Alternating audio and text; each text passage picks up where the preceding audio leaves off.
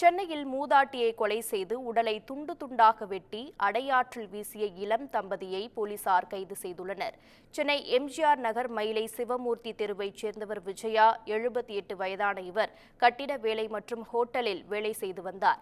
இந்த நிலையில் கடந்த 17ஆம் தேதி வேலைக்கு சென்ற விஜயா வீடு திரும்பவில்லை. இதனால் அதிர்ச்சியடைந்த அவரது மகள் லோகநாயகி பல இடங்களில் தேடி பார்த்ததும் மூதாட்டி கிடைக்காததால் 19ஆம் தேதி எம்ஜிஆர் நகர் காவல் நிலையத்தில் புகார் அளித்தார். இதனையடுத்து வழக்கு பதிவு செய்த மாயமான மூதாட்டி விஜயாவை தேடி வந்த போலீசார் அவரது வீட்டின் அருகே வசித்து வந்த பார்த்திபன் என்பவரை விசாரணைக்கு வருமாறு கடந்த 23ஆம் தேதி அழைத்தனர்.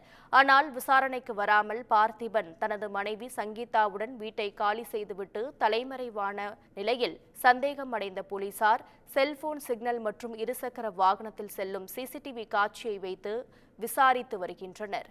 விசாரணையில் பார்த்திபனும் சங்கீதாவும் விருதுநகரில் பதுங்கியிருப்பது கண்டுபிடிக்கப்பட்டது.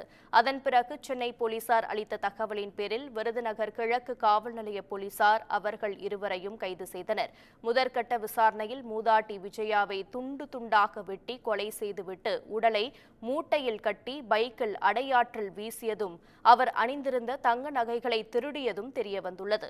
இதனையடுத்து போலீசார் அடையாற்றில் வீசப்பட்ட மூதாட்டியின் உடலை தேடும் பணியில் ஈடுபட்டுள்ளனர். மேலும் கைது செய்யப்பட்ட இருவரையும் சென்னை அழைத்து வந்து விசாரித்த பிறகே கொலைக்கான காரணம் குறித்து தெரியவரும் எனவும் போலீசார் தெரிவித்துள்ளனர்.